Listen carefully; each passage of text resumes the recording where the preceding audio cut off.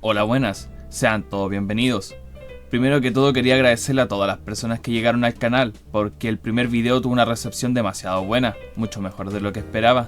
Me hizo muy feliz ver que les gustó, y como no soy de esos youtubers gigantes que reciben 10.000 comentarios por minuto, me alcanzó a leer prácticamente todo. Y entre todos los comentarios que hubo, uno me llamó la atención. Esta persona me pidió que reconstruyera su Philadelphia 76ers. Y al principio pensé, bueno, otra reconstrucción. Pero después releí el comentario y vi que me decía Sus Sixer. Y dije, un momento, ¿Sus? Eso significa que este tipo es el dueño de la franquicia.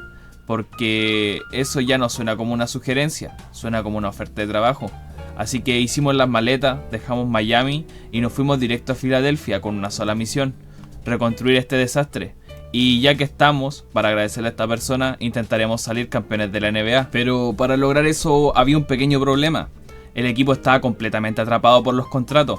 No era realista pensar en ganar un anillo pagando dos salarios de casi 50 millones de dólares cada uno. Así que llegó la primera decisión importante del video. Había que traspasar a Paul George o a Joel Embiid. Y sinceramente no tenía ninguna intención de convertirme en el nuevo Nico Harrison. Así que Joel Embiid se queda. El sacrificado iba a ser Paul George. Empezamos a llamar a media liga buscando ofertas y, para ser sinceros, recibimos unas 5 propuestas bastante buenas. Pero hubo una que inmediato me llamó la atención. Golden State nos ofrecía a Kristaps Porzingis y a Draymond Green.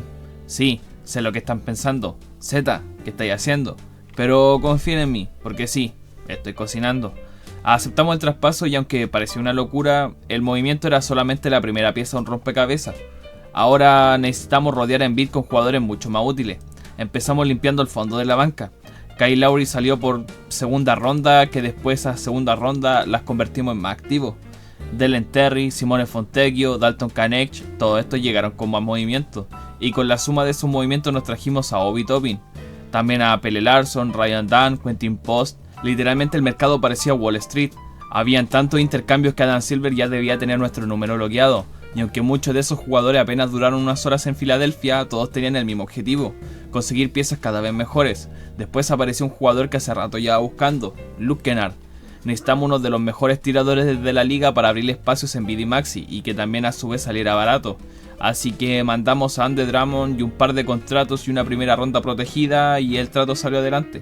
Y de paso también llegó Bronny James, que con todo respeto del mundo duró menos que en el equipo que una batería de un control de Xbox, porque la posición base ya estaba llena. Así que muchas gracias por participar y hasta luego. Y con un último ajuste en el cuerpo médico y rellenando los huecos del plantel de los agentes libres, ahora sí, la reconstrucción estaba lista. O al menos eso creíamos, porque la temporada estaba a punto de darnos un golpe de realidad. Y bueno, con el equipo ya armado era momento de empezar la temporada. O al menos eso pensábamos, porque literalmente nos pegamos con el primer muro de frente. En un mes ya íbamos con 4 victorias y 9 derrotas. Y el equipo no jugó mal por falta de talento. Jugaba mal porque parecían 5 desconocidos que se habían conocido en la fila del supermercado. No había química, no había confianza, y cada uno hacía la guerra por su cuenta. Obviamente todavía era demasiado pronto para apretar el botón de pánico. Así que seguimos simulando unos meses más esperando que el equipo despertara, y no pasó. Cuando llegamos en enero el panorama era todavía peor. 11 victorias y 22 derrotas. Y con ese ritmo no íbamos a playoff. Y si seguimos así, la reconstrucción iba a durar menos que un contrato de Ben Simmons. Revisamos el reporte del vestuario y encontramos el principal problema. Pelle Larsson ya no quería seguir en el equipo. Y cuando un jugador pide salir, su valor baja muchísimo, así que había que actuar rápido. Por suerte apareció Sacramento ofreciendo a Russell Westbrook. Sí, el señor triple doble. Y aunque ya no estaba en su mejor momento, lo importante era otra cosa. Porque aquí empezaba el verdadero plan. ¿Se acuerdan de lo que les dije de déjenme cocinar? Bueno, ahora van a entender por qué. Llevaba mucho tiempo buscando un alero que realmente pudiera cambiar el nivel del equipo. Alguien que pudiera hacer la segunda espada detrás de Embiid y Maxi. Y ese jugador era Michael Porter Jr. El problema era convencer a Brooklyn. Las rondas que teníamos no le llamaban mucho la atención, así que nos tocó hacer un sacrificio que dolió bastante. Luke Kennard. Nos despedimos de uno de los mejores tiradores de la liga, pero a cambio llegaba un top 30 con muchísimo impacto en ambos lados de la cancha. Y créanme, valió la pena. Para cubrir la salida de Kennard aprovechamos la agencia libre y firmamos a Norman Powell. No era el Powell del All-Star, pero seguía siendo un anotador muy sólido, y además, si no funcionaba, siempre podía convertirse en moneda de cambio. Y fue increíble como solo con un traspaso cambió absolutamente todo. La química empezó a subir, las victorias empezaron a llegar y por primera vez durante toda la temporada sentíamos que este proyecto tenía futuro. Llegó la fecha límite de traspaso y cuando ya pensamos en quedarnos tranquilos sonó el teléfono. Era Nueva York, querían a Kristaps Porzingis que estaba haciendo una temporada espectacular. La oferta era simple, Mikal y Mitchell Robinson a cambio de Porzingis y Westbrook. No tuve ni que pensarlo, aceptamos inmediatamente. Ahora sí, el equipo empezaba a tener una cara a candidato. Eso sí, todavía nos faltaba una última ronda de movimiento. Con varios suplentes conseguimos más rondas del draft y esas rondas terminaron convirtiéndose en Scottie Pippen Jr., Josh Minott, Jordan Goodwin y finalmente Mark Williams. Y ahora sí, teníamos 3 pivots de muy buen nivel. Y sé que parece una locura, pero en realidad todo tenía sentido del mundo. Entre Embiid, Mitchell Robinson y Mark Williams, cualquiera podía lesionarse en cualquier momento. Además, Embiid y Robinson tenían el ego por las nubes, así que siempre iban a exigir minutos. En otras palabras, si caía uno, el siguiente ya estaba listo. No era lujo, era un seguro de vida. Con todos estos cambios terminamos una temporada de récord 44-38. Sinceramente, viendo cómo habíamos empezado, firmaba ese resultado con los ojos cerrados. No hubo premios individuales, Wembanyama se llevó el MVP de la temporada, pero siendo honesto ya no importaban los premios, porque ahora empezaba el verdadero examen, los playoffs. Y nuestro primer rival, los Atlanta Hawks. Y bueno, por fin llegaban los playoffs. Terminábamos tercero en la conferencia y nuestro primer rival era los Atlanta Hawks de Satcher y Satcher. Sobre el papel no era sencilla, pero a alguien se le olvidó avisarle a Tyrese Maxey, porque el tipo salió completamente poseído.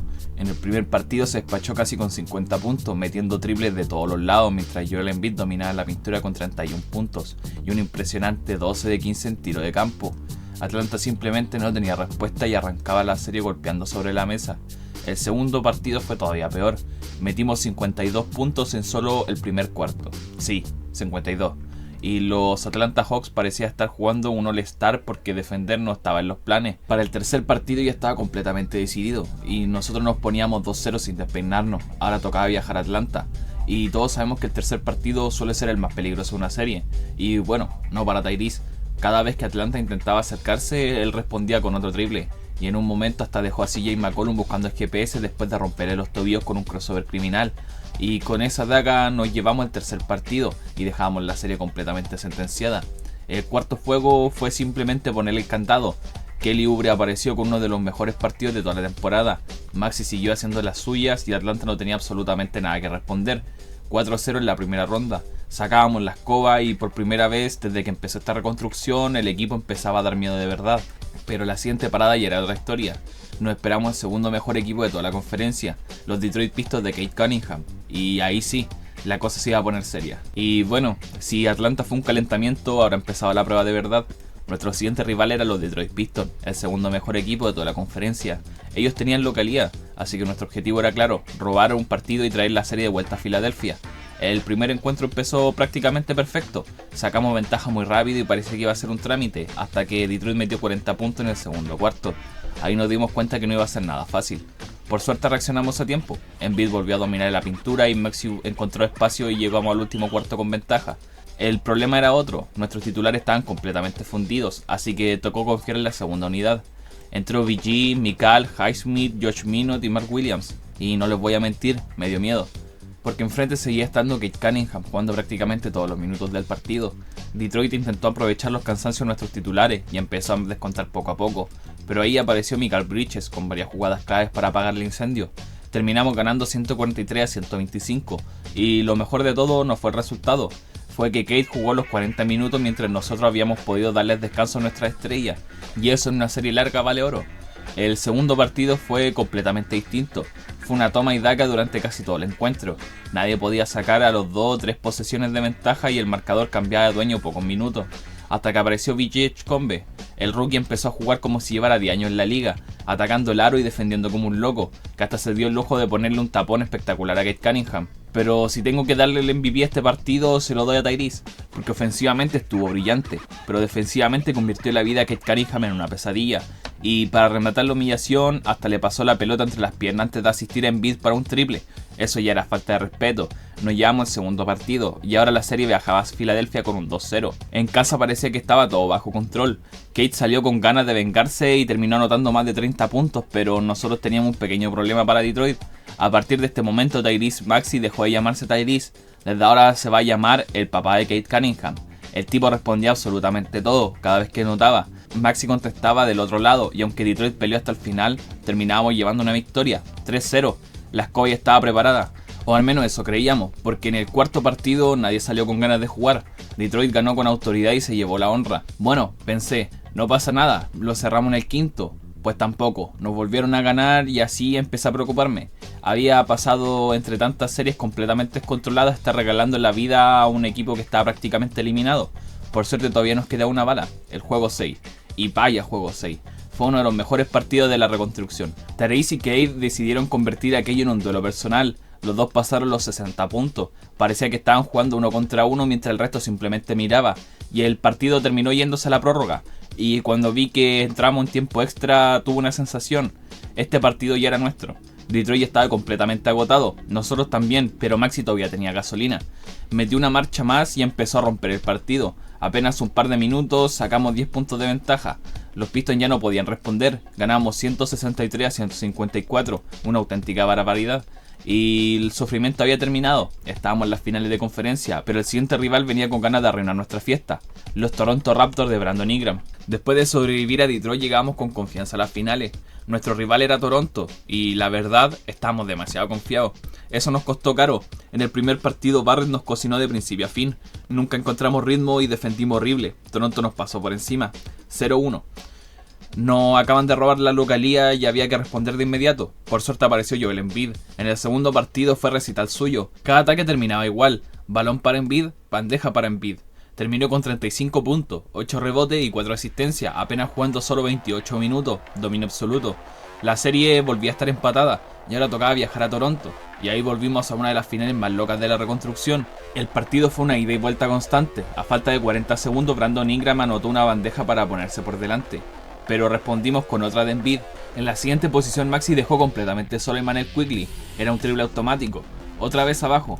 Quedan apenas unos segundos, Tyrese recibió el balón y lo pensó, triple, adentro, volvíamos a ganar. Pero Toronto tampoco quería morir, Ingram atacó el aro y respondió inmediatamente, 12 segundos, última posesión y todo el estadio sabía quién iba a lanzar. Embiid recibió de espalda y empezó a postear, giró sobre el hombro derecho y lanzó un fadeaway, rebotó en el aro, rebotó otra vez y adentro, ganábamos por 1. Toronto tuvo una última oportunidad desde casi el logo y lo falló. Nos llevamos completamente el partido más importante de toda la serie. El cuarto encuentro tampoco fue sencillo. Maxey seguía completamente encendido mientras que Michael Porter Jr. estaba teniendo esos partidos para el olvido. Y parecía que jugamos 4 contra 5. Y cuando apareció en el clutch, volvió a aparecer Tyrese. Séptimo triple de la noche. Después de un robo de balón, provocó una falta y metió unos tiros libres. Embiid cerró el partido con una defensa monumental. 3-1. Ya se olían las finales. El quinto partido, el de verdad, fue un trámite. Toronto nunca encontró respuesta. Administramos la ventaja, dijimos un descanso a los titulares y terminamos cerrando la serie sin mayor complicaciones, 4-1. Y los Sixers eran los nuevos campeones de la conferencia este, y por primera vez en todo el video vimos a Tyrese Maxey levantar un trofeo, el MVP de las finales del este, promediando cerca de 30 puntos y 7 asistencias, una absoluta locura. Pero no había tiempo para celebrar, porque del otro lado nos esperaba el último obstáculo, las finales de la NBA, y contra un viejo conocido, los Minnesota Timberwolves. Y si queríamos completar esta reconstrucción, había que ganar 4 partidos más. Y bueno, después de toda una temporada reconstruyendo este equipo, haciendo traspasos que parecían una locura y al final sobrevivimos a 3 series de playoff. Así que estábamos aquí, en las finales de la NBA. Nuestro rival era Minnesota Timberwolves, de Anthony Edwards y Julius Randle. Y para empezar tengo que pedir perdón, porque por accidente le di a simular el partido completo. Sí, soy un desastre. Pero por suerte aquí tengo las pruebas de que ganamos y era lo importante. Habíamos robado localidad en Minnesota. No podíamos pedir un mejor comienzo. El segundo partido fue completamente distinto, fue una guerra de principio a fin. Nadie conseguía escaparse en el marcador, pero parecía que cada canasta tenía una respuesta inmediata. Mientras que Julius Randle cargaba con Minnesota, Anthony Edwards hacía de la suya atacando el aro una y otra vez.